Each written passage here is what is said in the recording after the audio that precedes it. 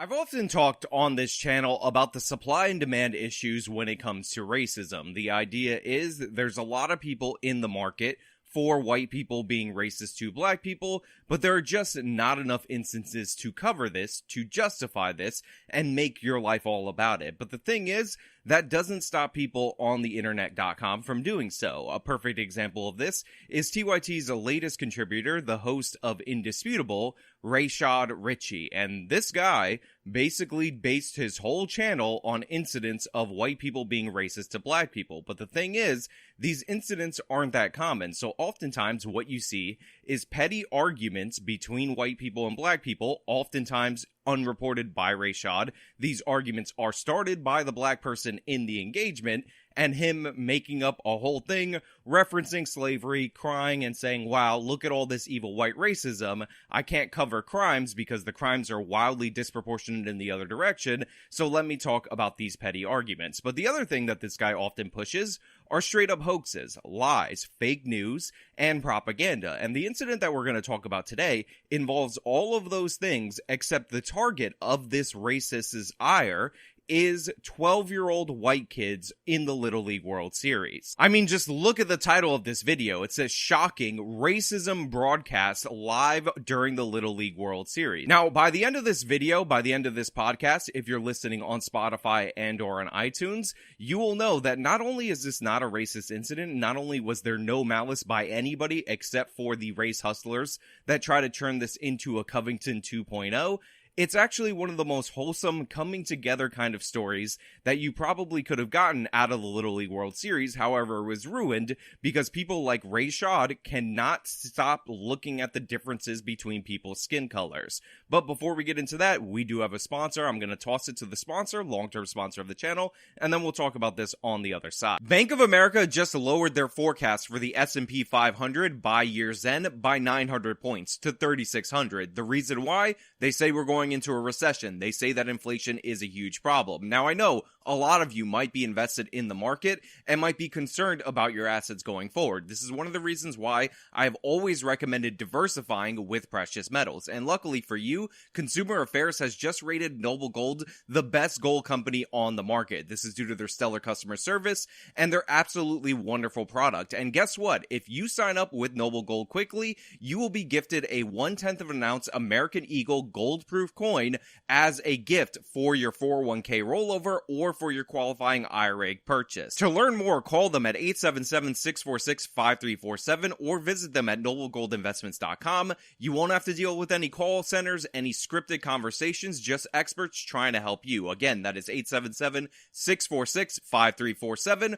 or noblegoldinvestments.com. Secure your future today. So the lower third of this graphic says Little Leaguer's head was covered in cotton balls, which gives you the impression that the white kids on this team, for some reason, bought cotton balls to the game for the sole purpose of covering this poor black little kid's head with cotton. Now, just so you guys know, this is not the case. Just so you guys know, even though Rashad is not going to tell you throughout the course of the video, this was voluntary and it was actually done for a wholesome reason. But that's not going to stop Rashad from attacking white 12-year-olds due to the fact that he has hatred for white people as a group and he can't control himself. Let's just put the picture up full mass here. I would try to explain as much as I can about this, but still a lot of unanswered questions.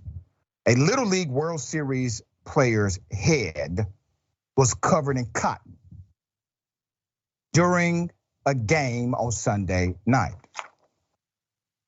So this went out on social media. Obviously, many were outraged considering the black player didn't appear to be laughing about it. Now, I'm sure you guys have heard the phrase that a picture is worth 1,000 words, but here's the thing. Pictures actually lie. They're not trustworthy. And this is a screenshot of a video that in the overall context of the video would have been quite illuminating. But he talks about how people are outraged and how this kid appears to not be having a good time. Keep that in mind. Notice that he said that. Write that down. Jot it down in your notes because we're going to address that later.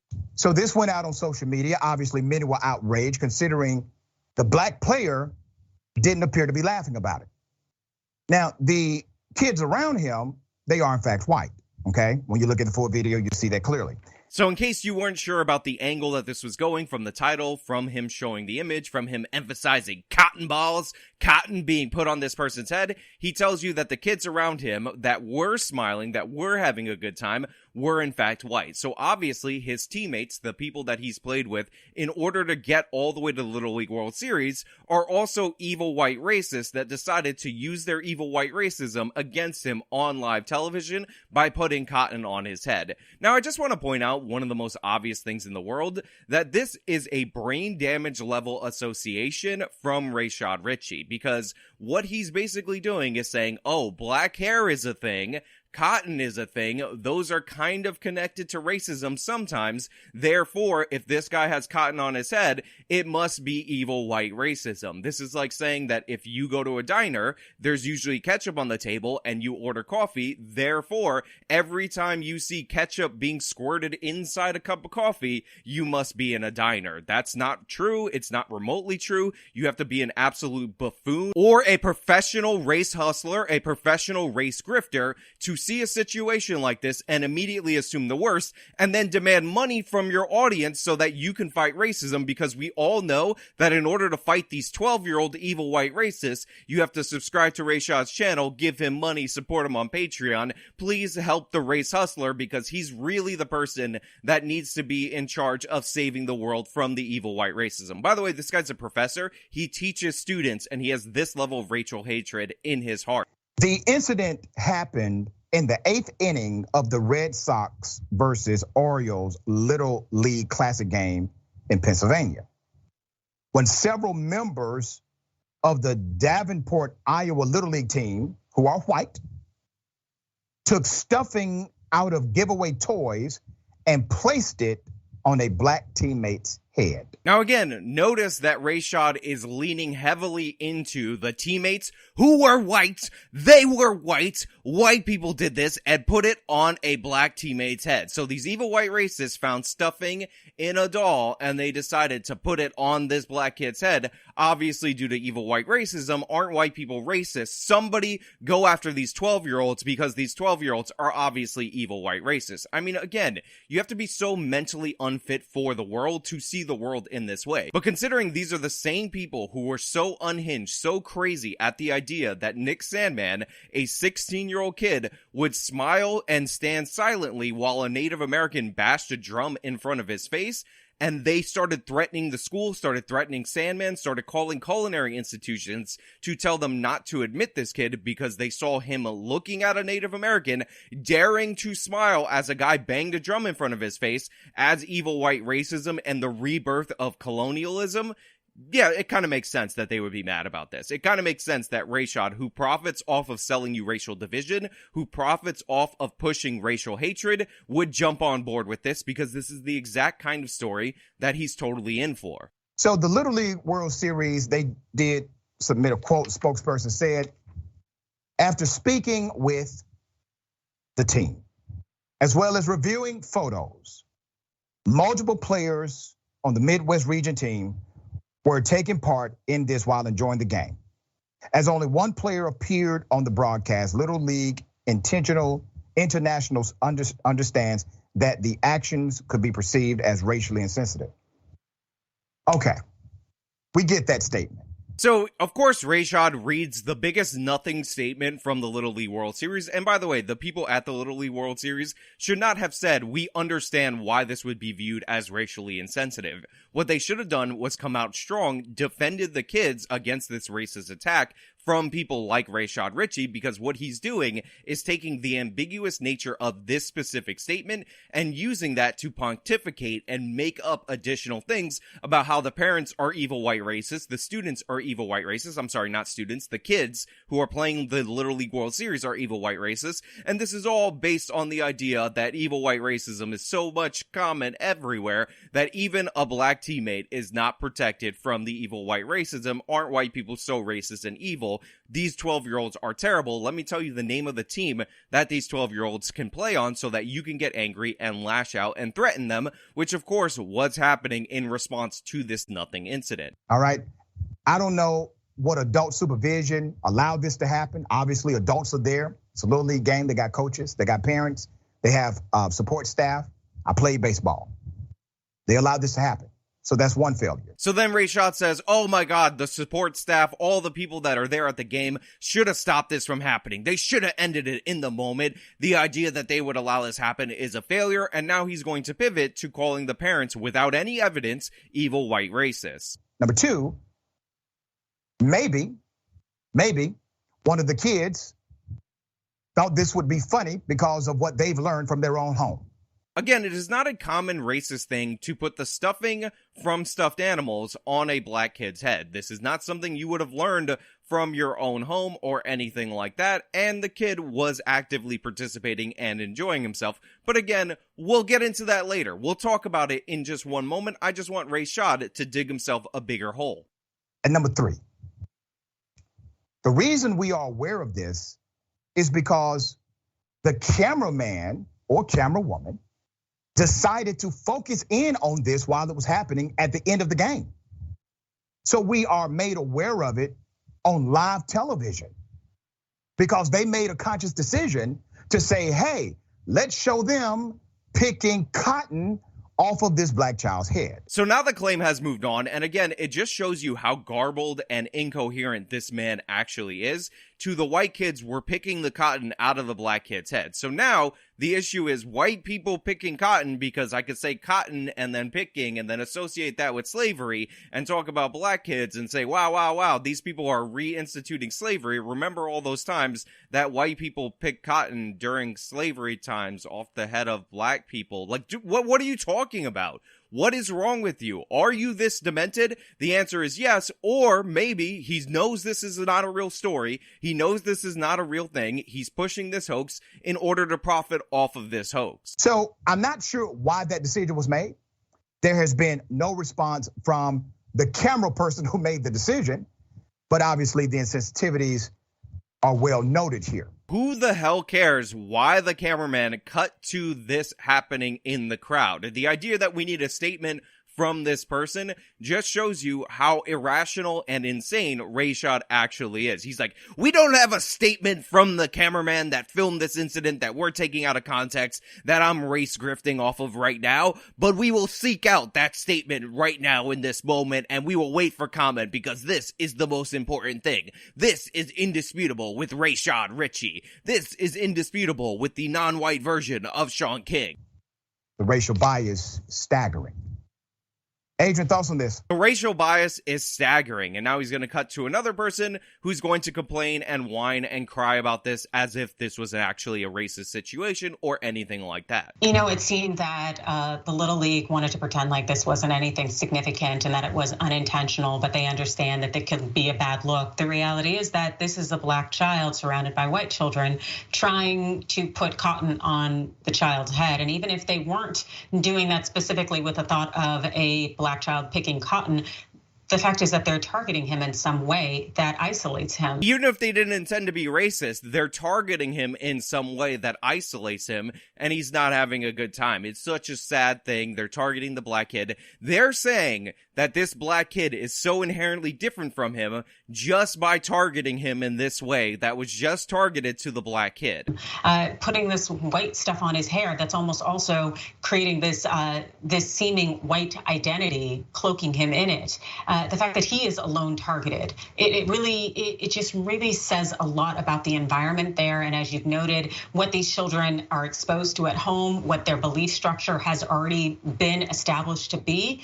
But we can't ignore the fact that this is what racism looks like. And this is a product of it. So for some reason, this buffoon thinks that making his hair white, according to her, this is what they might have been doing, is trying to whitewash his identity, because now only white people can have white hair, I guess. And then again, she doubles down on the idea that he was targeted and isolated, and it was he alone that was targeted and isolated. That's right. We can call it unconscious bias, systemic racism, whatever you want to call it. The impact is the same. All right. On the other side of that, a young kid now feels the adverse impact of racial bias. So according to Rayshad, this is unconscious racism, this is systemic bias, and this is the impact of racism in our society. Gosh, it is so hard for these evil white racists. But here's the thing. there's actually more video to the situation. There's more images that are available. And everything that Rayshad said was completely wrong. Everything that this other woman said was completely false. And this can be disproven by just showing this image of the black kid and this other white kid posing together with the white mohawk on his head. And the reason I say mohawk is because what was actually going on in this moment was appreciation of another player who actually wore a white mohawk, a picture that these kids were a fan of. And the first thing that happened was this white kid had the white mohawk made so that he could honor this player, who by the way is a Hawaiian player, and then the black kid wanted to participate in that, so he had them put on the mohawk for him. So the idea that they targeted this black kid and they isolated him from the rest of the team is 100% false, 100% fake, and in fact, the only people who went out of their way to start a national campaign to tell this 12-year-old black kid that he is not the same as the other members of his team, that he is different, that he doesn't belong there, were people like Rayshad, were people like this other woman, were people like those on the left who pushed this race hoax in order to attack 12-year-old white kids because they thought that was a good way to spend their Sunday. They thought that was a good way to spend their time. They're the ones who divided this kid. They're the ones who isolated this kid. And this kid's mother actually released a statement telling people to shut up, stop being ridiculous. What the hell are you talking about? Why are you using my kid for this racial agenda? Why are you trying to separate him from his teammates in order to make your political point? All you're doing is showing on a national level that you don't believe that my 12-year-old kid is the exact same as these other kids. On top of that, remember, these kids were honoring a Hawaiian player. So what this actually was people, black and white, since we're going to focus on race because people like Rayshad want to make money accusing 12-year-olds of being racist, appreciating a Hawaiian player. Therefore, this would be an example of cultures coming together and being a fan of another, and baseball being the uniting force in that fandom. But no, you can't focus on that. You can't talk about that. You can't enjoy that. You can't see this very wholesome moment for what it is. You have to stoke racial division. And to Rayshad's point about this kid not enjoying himself, this just goes to show you how lazy he is, or again, how much he's intentionally lying, because there are other videos of this kid smiling once he has his mohawk made. The black player didn't appear to be laughing about it.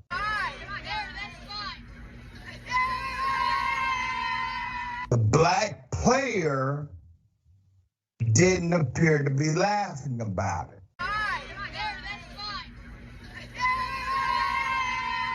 Because this wasn't about racism, this was about honoring another person. It was something that the teammates were participating in together. Every aspect of the story pushed by Indisputable is 100% false, and not only did they make this into a YouTube video, which has not been taken down after it's been debunked, after it has been shown as a racial hoax, after Rayshad has been proven to be a liar, who would rather target white 12-year-olds and send harassment their way and portray them as racist for money than do any little bit of fact-checking, but he actually made a short of it so you could see it in short form, so that way you can really hate these 12-year-old kids. That way you could really hate the parents. That way you could really call in the threats. That way you can distract these kids from being able to play their game, which they have upcoming, because they're only 3 wins away from the American final of the Little League World Series. But scumbags like Rayshad have to make it about race. Scumbags like Rayshad need to make money, so they drive up hysteria around this hoax, make a Covington 2.0, and never retract after the fact. The kids, by the way, should go out of their way to sue people like Rayshad. They should shame him in public court. We should know that this guy knew for a fact that he was lying, or we should at least know that this buffoon doesn't know anything, doesn't fact check anything. He's absolutely lazy and he's embarrassing. Imagine being this low level of scum that you get joy and you profit off of dividing a Little League team because that's what your audience wants. That's what the hateful, disgusting people that follow you want to see. That's Rayshad Richey. In a nutshell, that's the Young Turks, because this is a part of the TYT network, and they should be ashamed of themselves. But hey, those are just my thoughts, so let me know your thoughts down in the comments below. If you like the video, show me by leaving a like, subscribe for more content, follow me on all my social media, support me via the support links in the description box of this video. This has been me talking about Covington 2.0. Till next time.